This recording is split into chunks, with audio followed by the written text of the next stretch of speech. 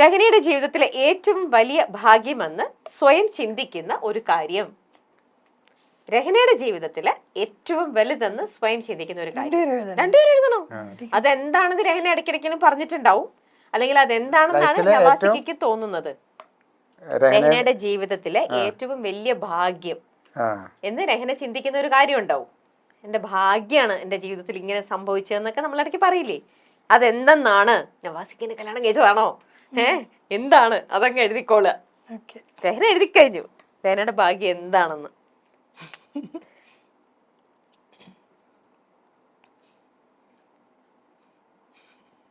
കുറച്ച് വലുപ്പത്തിൽ എഴുതണേ.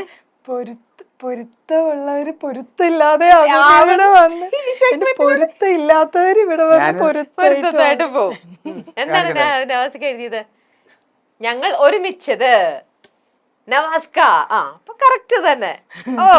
അപ്പൊ അങ്ങനെയാണ് ചോദിക്കട്ടെ രഹനയുടെ അടുത്ത്, നവാസ്കയുടെ അടുത്ത് ഏറ്റവും ഭയങ്കര ഹൈലൈറ്റ് ആയിട്ട് തോന്നുന്ന ഒരു 3 കാര്യങ്ങൾ എന്തൊക്കെയാ ഭയങ്കര പ്ലസ് ആയിട്ട് തോന്നണേ? നവാസ്കക്ക് ഭയങ്കര പോസിറ്റീവ് എനർജിയാണ് എപ്പോഴും. പെട്ടെന്നൊന്നും ദേഷ്യമൊന്നും വരില്ല, ഭയങ്കര കൂളാണ്. അപ്പൊ വീട്ടിലെപ്പോഴും ഒരു സമാധാനപരമായ അന്തരീക്ഷം ആഗ്രഹിക്കുന്ന ഒരാളാണ്. അപ്പൊ നിങ്ങളുടെ കൂടെ പിന്നെയും ചുണ്ടി എടുക്കുന്നത് രഹനയാണോ? അല്ല, അതങ്ങനല്ല, അത് വരാറില്ലെന്ന് ഇപ്പൊ അതന്നെ ഞാൻ പറഞ്ഞു. അതായത് ഞാൻ ദേഷ്യപ്പെടാതിന്റെ കാര്യം, എനിക്ക് ഒരു കാര്യം എന്റെ അടുത്തേക്ക് വരാറില്ല. കുട്ടികൾ മുഴുവൻ പോകുന്നത് ഞാൻ അടുത്തേക്കാണല്ലോ. അതായത് അവർ ക്ലാസ് കഴിഞ്ഞ് വന്ന് പഠിപ്പിക്കുന്നത്, അവരുടെ മറ്റുള്ള സംഭവങ്ങൾ, സ്കൂളിൽ എന്തെങ്കിലും വിഷയം അത് സോൾവ് ചെയ്യണത്, അവരെന്തെങ്കിലും ആവശ്യപ്പെട്ടു എന്നെ കൊണ്ട് ഉള്ള ആവശ്യങ്ങൾ കൈകാര്യം ചെയ്യുന്നത് എല്ലാം ഇരിക്കുന്ന ആള് ഓക്കെ മക്കളെ എന്ന് പറഞ്ഞിരിക്കില്ലല്ലോ. കാരണം അവരുടെ പ്രായത്തിൽ അവരുടെ ബുദ്ധിക്ക് അനുസരിച്ച് അവർ പറയുന്ന കാര്യങ്ങൾ പറയുന്നത് അക്സെപ്റ്റ് ചെയ്യാൻ പറ്റാത്തായിരിക്കാം. അപ്പൊ എനിക്ക് ഭയങ്കര കൂളായിട്ട്. അപ്പൊ ഇതൊന്നും ഞാൻ അറിയുന്നില്ല, ഞാൻ എന്തെങ്കിലും കിടന്ന് പെടേണ്ട ആവശ്യം എന്താ? അപ്പൊ നവാസിക്ക അങ്ങനെ ഒരുപാട് നല്ല പോസിറ്റീവ് ആയിട്ടുള്ള കാര്യങ്ങൾ പറഞ്ഞു. ഒരു മോശമായിട്ടുള്ള ഒരു കാര്യം പറഞ്ഞ നവാസിക്കയുടെ? നവാസ്ക എല്ലാ കാര്യവും അക്സെപ്റ്റ് ചെയ്യും വേണം. പിന്നെ ആരെങ്കിലും എന്തെങ്കിലും പറഞ്ഞാൽ ഇതൊന്നും ഫീൽ ചെയ്യുന്നില്ല. ഫീൽ ചെയ്യില്ല എന്ന് പറഞ്ഞാൽ എല്ലാത്തിനെയും പോസിറ്റീവായിട്ട് കാണും, ഒരു വിഷമത്തിലേക്ക് പോകില്ല. അപ്പം അതെനിക്കൊരു നെഗറ്റീവായിട്ടും തോന്നാറുണ്ട്, പോസിറ്റീവായിട്ടും തോന്നാറുണ്ട്. കാര്യം ചില കാര്യങ്ങൾ നമ്മൾ വിഷമിക്കണമല്ലോ, അത് അങ്ങനെയല്ല. നല്ലതായിട്ടേ കാണുള്ളൂ. ഇനി നമ്മള് വിഷമിപ്പിക്കാന്ന് വെച്ചിട്ടാണെന്ന് അറിയില്ല. നേരെ തിരിച്ചു ചോദിച്ചാലോ, നവാസിക്ക് രഹനയുടെ എന്താ തോന്നുന്നത്? പ്ലസും മൈനസും എന്താ? പെട്ടെന്ന് അയ്യോ നോക്കട്ടെ, രഹനയുടെ ഏറ്റവും നല്ല പ്ലസ് കാര്യം എന്താ? രഹനയുടെ പ്ലസ് കാര്യം എന്ന് പറഞ്ഞാല് എത്ര തിരക്കിലാണെങ്കിലും, ഇപ്പൊ നമുക്ക് ഭയങ്കര ടയർഡാന്ന് വിചാരിക്കും, നമ്മള് ഭയങ്കര ടയർഡാണെങ്കിലും എന്തെങ്കിലും ജോലി ചെയ്തോണ്ടിരിക്കും. അപ്പൊ നമ്മൾ പുറത്ത് പോയി വന്നു, അതിലിപ്പോ ഇന്നിപ്പോ ചെയ്യേണ്ട എന്തെങ്കിലും മാറ്റി വെച്ച കാര്യം ഉണ്ടാവും. ക്ഷീണം എന്നുള്ള സംഭവം നമ്മൾ പകല് കണ്ട, പക്ഷെ രാത്രി എവിടെ പോയി കിടന്ന് ഉറങ്ങാന്ന് പറയാൻ പറ്റില്ല. അതായത് തലക്കടിച്ച പോലെ കിടക്കും. പക്ഷെ ഈ പകൽ സമയത്ത് റെസ്റ്റ് ഇല്ലാതെ പക്ഷെ നമുക്കിപ്പോ നമ്മൾ ഭക്ഷണം കഴിച്ചു കഴിഞ്ഞപ്പോ ഒന്ന് മയങ്ങാം, ഉച്ചയ്ക്ക് ഒരു സമയത്ത് ഫ്രീ ആണെങ്കിൽ മയങ്ങാന്നിരിക്കുന്ന സമയത്തും വേറെ എന്തെങ്കിലും പണി ചെയ്തോണ്ടിരിക്കും, വല്ല പൂട്ടിയൊക്കെ എടുത്ത് കലക്കിക്കൊണ്ടിരിക്കണ്ടാവും. മനസ്സിലാവുന്നുണ്ടോ? അപ്പൊ തന്നെ കുട്ടികൾ ക്ലാസ് കഴിഞ്ഞ് വന്നു കഴിഞ്ഞാൽ നേരെ പ്രയറും സംഭവമൊക്കെ കഴിഞ്ഞാൽ അവരുടെ കൂടെ ഇരുന്ന് മറ്റു കാര്യങ്ങൾ ചെയ്യും. ഈ സമയത്തൊക്കെ എന്ന് പറഞ്ഞാല് ഒരു 15 മിനിറ്റിലും കണ്ണടച്ചില്ലെങ്കിൽ നമുക്കറിയാം രാവിലെ മറ്റുള്ള ജോലിയൊക്കെ കഴിഞ്ഞിട്ടാണല്ലോ ഈ സംഭവം നിൽക്കുന്നത്.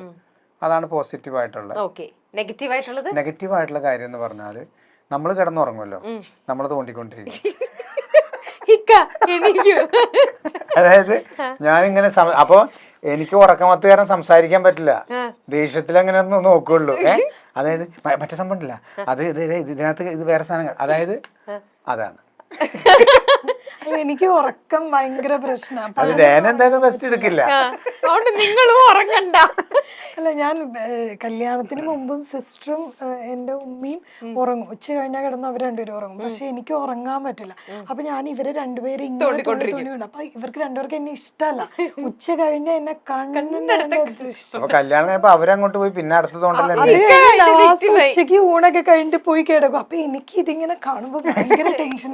ആരും കിടന്നുറങ്ങണ എനിക്ക് ഇഷ്ടമല്ല. അപ്പൊ ഞാനിങ്ങനെ അങ്ങനെ ഓർത്ത് തന്നെ ചെയ്യണല്ല, വേറെന്തെങ്കിലും പക്ഷെ ആളുടെ സ്വഭാവത്തിന്റെ ഭാഗമായി അത് എങ്ങനെയെങ്കിലും അപ്പൊ ചോദിക്കാനുള്ള എമർജൻസി കുറെ കാര്യങ്ങളുണ്ടാവും അല്ലേ? ഇല്ല, ഒരു കാര്യം ഉണ്ടായിട്ടല്ല, മതി ഉറങ്ങണ്ടെന്നുള്ള ഒരു ഇതാ, എഴുന്നേറ്റിരി, നമുക്ക് എന്തായാലും മരിക്കുമ്പോ കിടന്ന് ഉറങ്ങാലോ ധാരാളം, ഇപ്പൊ എന്തിനാ ജീവിച്ചിരിക്കുമ്പോ എന്തെങ്കിലും ചെയ്തിട്ടുണ്ടാവും. ഞാൻ കുട്ടികളും ഉറക്കം കുറവാ പകല്, പിള്ളേര് 3 പേരും രാത്രി അത് നന്നായിട്ട് പിടിച്ച് കിടത്തി ഉറങ്ങിയാലേ 3 പേരും ഒരു 11:30-12 മണി വരെയൊക്കെ ചിലപ്പോ ഡാൻസ് ഒക്കെ ചെയ്യണ്ടാവുന്നത്, അങ്ങനെയൊക്കെയാണ്. പക്ഷെ പകല് അവരെ കിട്ടില്ല, ഉറങ്ങാൻ എന്റെ പോലെ തന്നെയാണ് വന്നിരിക്കുന്നത്.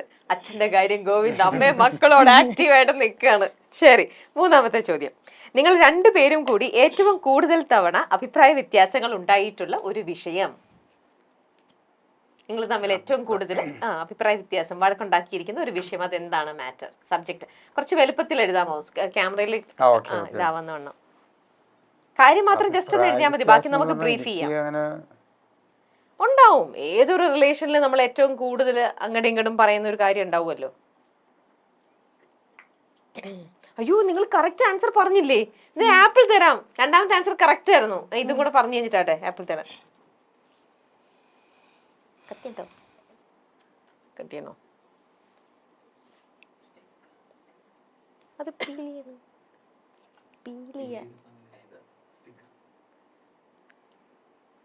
എഴുതി കഴിഞ്ഞോ? ഓക്കെ, ടേൺ ചെയ്തോ, നോക്കട്ടെ. അഭിപ്രായ വ്യത്യാസം ഉണ്ടാവുന്നത് കുട്ടികളുടെ സ്റ്റഡീസിന്റെ കാര്യത്തിൽ. ഒരേ കാര്യം ഗ്രാമർ തെറ്റിച്ച് പറയും. എന്താണ് ഒരേ കാര്യം ഗ്രാമർ തെറ്റിച്ച് പറയുന്നത്? അതായത് ഞാനിപ്പോ ഒരു കാര്യം പറയും, അതിനെനിക്ക് അവൾ ഉദ്ദേശിച്ചുണ്ടാവുക, പക്ഷെ പറയുന്നത് ഒരു എക്സാമ്പിൾ ഇട്ട് പറഞ്ഞേക്ക, എങ്ങനെയാന്ന് നോക്കട്ടെ. നിങ്ങളുടെ കോൺവെർസേഷൻ പോലെ അല്ല, ഇപ്പൊ ഇത് തന്നെയാണ് സെയിം കാര്യം. ഞാൻ ഉണ്ടല്ലോ, കുട്ടികളെ പഠിപ്പിക്കുകയാണെങ്കിൽ ഭയങ്കര പെർഫെക്ഷൻ ആയിട്ട് ചെയ്യും. അപ്പോ അതിനെ സപ്പോർട്ട് ചെയ്തായിരിക്കും നവാസ്ക സംസാരിക്കുക.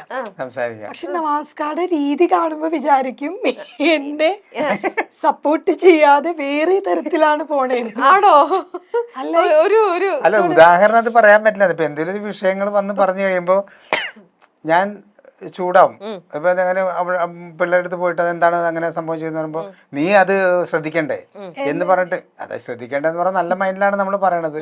അപ്പൊ എന്നോടൊരു കാര്യം പറഞ്ഞിട്ട് അവർ ഉപദേശിക്കാനാണല്ലോ എന്റെ അടുത്ത് പറഞ്ഞേക്കണത്. മനസ്സിലാണ്ട? അതൊക്കെ എന്റെ മനസ്സിലുണ്ടെങ്കിലും എന്റെ ടോണിൽ ചിലപ്പോ ഇത് ഗ്രാമർ എനിക്ക് വരും. അപ്പൊ ഞാൻ വിചാരിക്കും അത് ശരി, അവര് ചെയ്തു വെച്ച കാര്യത്തിന് എനിക്കാണോ കംപ്ലൈന്റ്. പക്ഷെ നവാസ്ക എന്റെ അടുത്ത് വഴക്ക് പറഞ്ഞിട്ട് പറയുന്ന കാര്യം അവരെ ഇരിക്കും, പക്ഷെ കുട്ടികളൊന്നും പറയില്ല. അപ്പൊ പിള്ളേരും പറയുന്ന കേൾക്കുമ്പോ വിചാരിക്കും എന്നെ പറഞ്ഞത്. അപ്പൊ നവാസ്ക പോയി കഴിയുമ്പോ കണ്ട സമാധാനമായാലും വല്ല കാര്യം ഉണ്ടോ എന്ന് പറയും ഇവരെന്റെ അടുത്ത്. അപ്പൊ എനിക്ക് ഭയങ്കര ദേഷ്യം ഒരു കാര്യം എന്താ വെച്ചാൽ ഇത്രയും ചെയ്തു വെച്ച് അത് കഴിഞ്ഞ് ഞാൻ നവാസ്ക അടുത്ത് എന്നിട്ടൊരു എന്ത് പരിപാടിയെ കാണിച്ചു നവാസ്ക പറയും ഞാൻ നിന്നെ സപ്പോർട്ട് ചെയ്തല്ലേ സംസാരിച്ചേ. പക്ഷെ കുട്ടികൾക്കും എനിക്ക് മനസ്സിലായിട്ടില്ല, അതൊരു അടവാണോന്നും അറിയാൻ പാടില്ല. ലാംഗ്വേജ് ഇവർക്ക് ആർക്കും ഒന്നും മനസ്സിലാവുന്നില്ല. എന്തായാലും മുമ്പത്തെ ഇത് ആൻസറും അപ്പൊ കറക്റ്റ് ആയിട്ട് തന്നെ കൊടുക്കാം. 2നും 3നും കൂടി ആയിട്ട് ഒരു ആപ്പിൾ തരാം. ഓക്കെ, ഇപ്പൊ കഴിക്കട്ടെ? ഇപ്പൊ കഴിക്കാം. കഴിച്ചോ? ആപ്പിൾ ഇഷ്ടല്ലേ? ഫ്രൂട്ട് ഇഷ്ടല്ലേ? ഇഷ്ടമാണ്, പക്ഷെ എന്നാ വെച്ചോ, നമുക്ക് പിന്നെ കഴിക്കാം. പിന്നെ കഴിക്കാം. ഓക്കെ.